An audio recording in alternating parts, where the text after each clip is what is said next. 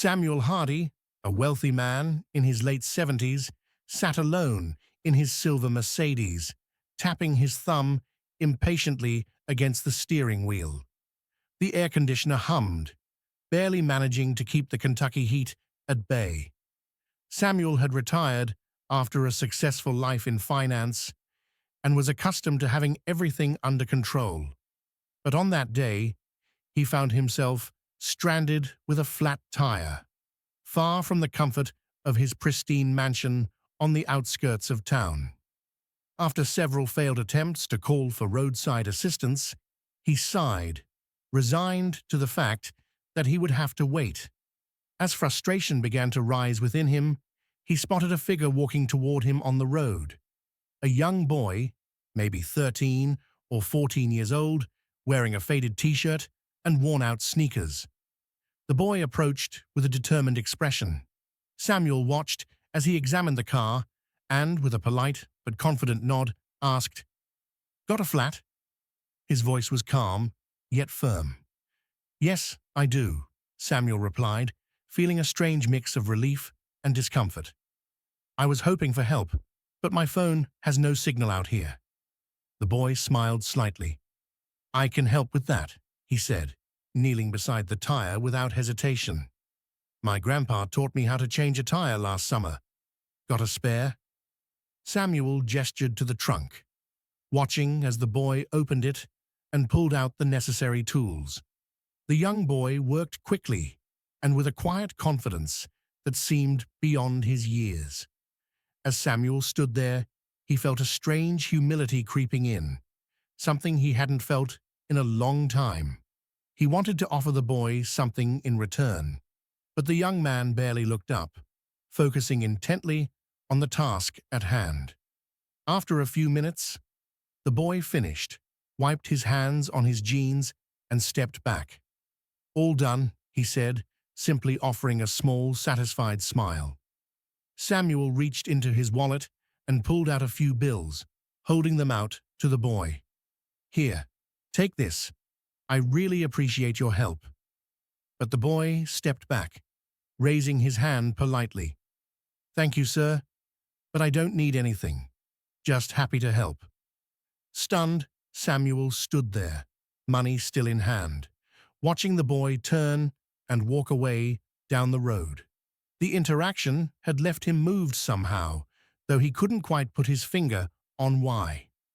Alone now, he slipped the money back into his wallet and got back into his car, watching in the rearview mirror as the boy's figure grew smaller in the distance. For the rest of his drive, Samuel's thoughts kept drifting back to the boy. There was a quiet dignity about him, a self-assurance that wasn't born from money or privilege, but from something deeper. That night, as he sat alone in his lavish home, Samuel found himself unable to shake the image of the boy, walking away with nothing but a smile. The next morning, Samuel sat in the leather armchair in his study, surrounded by bookshelves he rarely opened. The room was quiet, safe, with the soft ticking of the grandfather clock in the corner. His dinner, a perfectly prepared steak and asparagus, sat untouched on the side table. He couldn't stop thinking about the boy.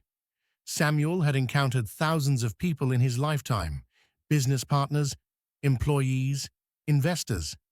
Most interactions revolved around negotiations, favors, and deals. There was always an exchange, a price, or an expectation. But this boy, this stranger, had helped him for no reason other than kindness. Samuel leaned back, sipping his scotch, the memory of the boy's confident smile replaying in his mind. He didn't look like someone who had much, Samuel thought. The worn shoes, the faded clothes, the dust on his hands. It all told a story, and yet the boy carried himself with a kind of integrity that seemed so rare these days. The next morning, Samuel couldn't resist the urge to find the boy. He didn't know why, but something inside him felt unfinished. Maybe it was guilt, maybe gratitude, or maybe just curiosity. Whatever it was, He found himself driving down the same stretch of road, scanning the horizon for any sign of the boy. Hours passed as he stopped at gas stations and small diners, asking anyone who would listen if they had seen a young boy fitting the description. Most shrugged or shook their heads, until finally, an older woman behind the counter at a small cafe spoke up. "Sounds like you're talking about Lucas," she said, wiping her hands on her apron. "That boy's always helping folks around here. Lives with his mama over in Harlem." "Harlem?" Samuel repeated, making a mental note. "Thank you." The town of Harlem was an hour away, nestled in the foothills of the Appalachians. The drive was scenic, but Samuel barely noticed, his mind racing with questions.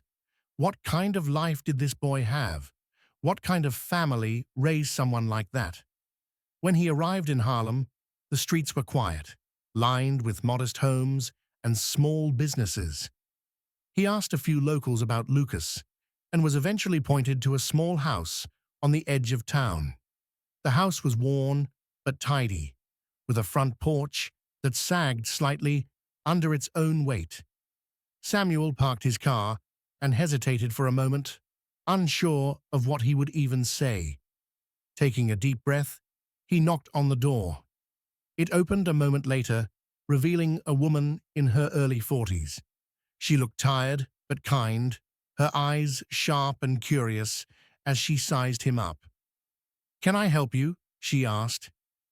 "Good morning," Samuel said, clearing his throat. "I'm sorry to bother you, but I believe I met your son yesterday, Lucas, right? He helped me with a flat tire." Her expression softened instantly.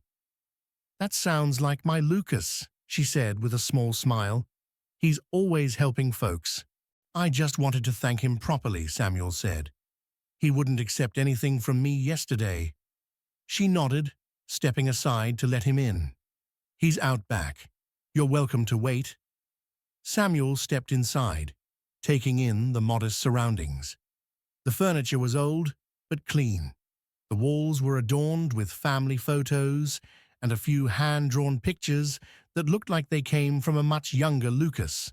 It was a far cry from his own home with its pristine surfaces and expensive artwork. Yet something about this space felt warmer, more alive. He followed her out to the backyard, where Lucas was repairing the fence. The boy looked up, surprised to see Samuel. "Hey, Mr. Samuel," he said, wiping his hands on his jeans. "What are you doing here?" Samuel smiled, feeling strangely nervous. "I wanted to thank you again. You helped me when I really needed it, and I just couldn't stop thinking about it." Lucas shrugged, his expression easy and genuine. "It wasn't a big deal." "But it was," Samuel insisted. "People don't usually help strangers without expecting something in return." Lucas tilted his head slightly, as if puzzled by the statement. "I don't see it like that," he replied. "If someone needs help and I can do it, why wouldn't I?" Samuel was struck by the simplicity of the boy's logic. He looked past Lucas to the yard. The fence was patched together with mismatched wood, the grass uneven and sparse. Behind the house, an old swing set leaned precariously, its chains rusted and broken.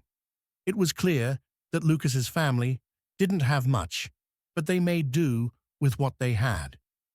"You've got a good head on your shoulders," Samuel said, meaning it. "Your mother must be proud."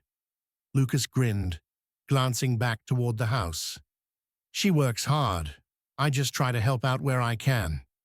Samuel was quiet for a moment, absorbing the boy's words. He thought of his own childhood, spent in a house much like this one. His parents had worked tirelessly to make ends meet, teaching him the value of hard work and perseverance. Over the years, he had drifted away from those lessons, caught up in the pursuit of wealth and status. Now, standing in this yard, he felt an odd sense of nostalgia and regret. "I'd like to do something for you and your family," Samuel said at last. Lucas straightened up, his expression cautious. "We're okay, Mr. Samuel. We don't need anything." "It's not about need," Samuel insisted. "It's about what's right. You helped me, and I'd like to return the favor." Before Lucas could respond, his mother stepped out onto the porch, wiping her hands on a dish towel. "Lucas, you better come inside and wash up before lunch," she called. Then her eyes shifted to Samuel. "Would you care to join us? It's nothing fancy, but you're welcome." Samuel hesitated, unaccustomed to such an invitation, but the sincerity in her voice left him no room for excuses. "I'd like that," he said, following her into the house. Inside, the kitchen smelled of freshly baked bread and roasted vegetables. The table was small, surrounded by mismatched chairs, but it was set with care. Samuel took a seat, feeling strangely out of place in his tailored suit. Amidst the humble surroundings, Lucas washed his hands at the sink and joined them, his easy smile never faltering as they ate. Samuel found himself drawn into their conversation. Lucas talked about his school, his friends, and his dreams of becoming an engineer. His mother shared stories about the community, speaking with a quiet pride about the people who looked out for one another. Samuel listened intently, feeling a warmth he hadn't experienced in years. For all his wealth and success, his own home felt cold and empty compared to this modest house filled with laughter and genuine connection. After lunch, as they cleared the table, Samuel turned to Lucas's mother. "You've done a remarkable job raising him," he said. "He's got more heart than most people I know." She smiled, her eyes shining with gratitude. "Thank you. He's a good boy. But we've had our struggles. We've learned to appreciate the small things." Samuel nodded, his mind already turning over ideas. He didn't want to overstep, but he couldn't walk away without doing something for them. This family had given him a gift he hadn't even realized. He needed a reminder of what truly mattered. The next morning, Samuel made calls, lots of them. He reached out to old colleagues, contractors, and suppliers. By midday, a plan was set in motion. Within a week, trucks and workers began arriving at Lucas's home. Samuel stood on the sidewalk, clipboard in hand, directing the renovations as Lucas and his mother looked on in shock. "You didn't have to do this," Lucas's mother said, her voice trembling as she watched the crew unload supplies. "We've managed fine on our own." Samuel turned to her, his expression earnest. "You've done more than manage. You've thrived, but you gave me something I didn't know I was missing. Let me give back." Lucas was quieter than usual, standing next to his mother, with a thoughtful look on his face. Samuel knelt slightly, meeting his eye. "You taught me something, Lucas. Helping people isn't about money. It's about showing up. I want to show up for you over the next several weeks." The house underwent a transformation. The sagging porch was replaced with sturdy wood, the roof repaired, and the rusty swing set out back was replaced with a new one. Inside, the walls were painted, the floors polished, and the kitchen upgraded with modern appliances. First, Lucas tried to help with the renovations, carrying planks and sweeping debris, but Samuel insisted he take a break. "Your job," Samuel said with a smile, "is to enjoy being a kid for a little while."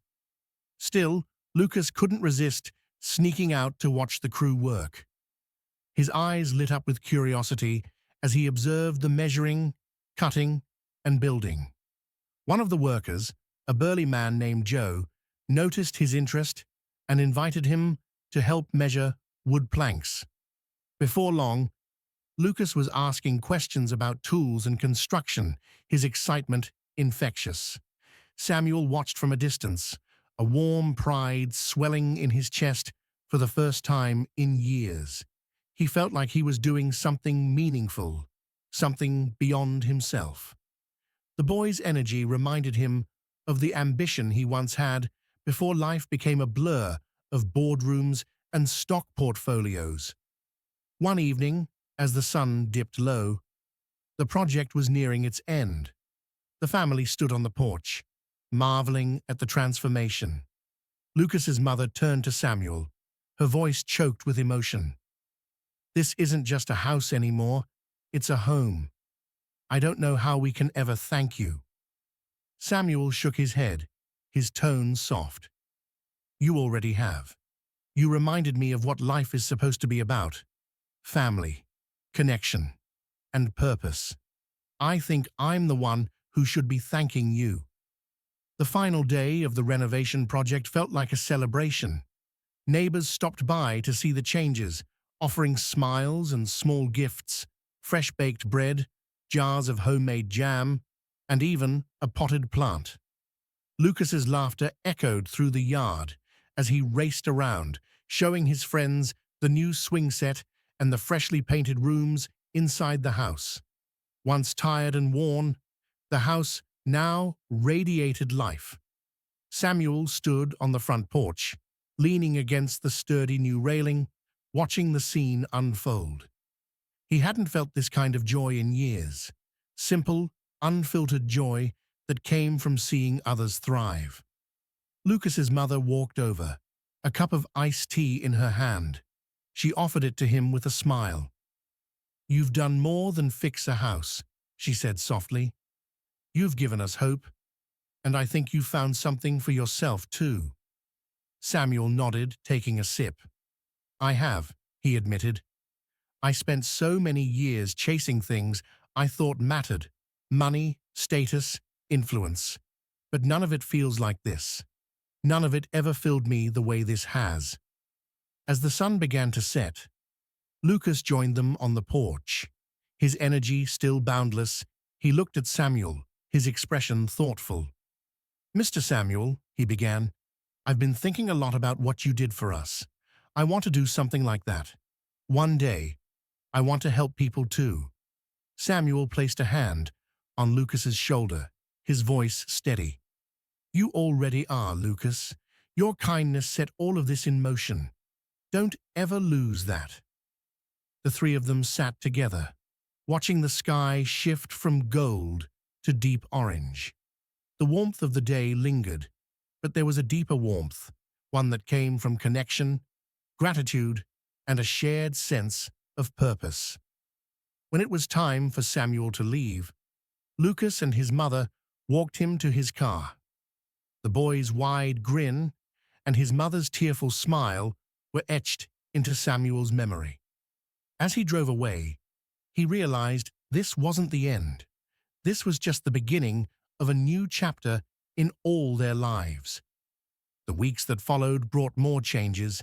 Lucas's newfound curiosity about construction blossomed into a passion. Samuel arranged for him to spend time shadowing the workers who had helped renovate the house. Lucas soaked up every bit of knowledge, eager to learn. Samuel, in turn, found himself drawn back to Harlem again and again. Each visit felt less like a trip and more like a return home. He no longer felt like an outsider in their lives. He was part of something bigger now, and for the first time in years, he was content. The story ended where it had begun, in a small town with a big heart, where one act of kindness from a young boy reminded an old man of life's greatest lesson. It's not about what you have, but what you give.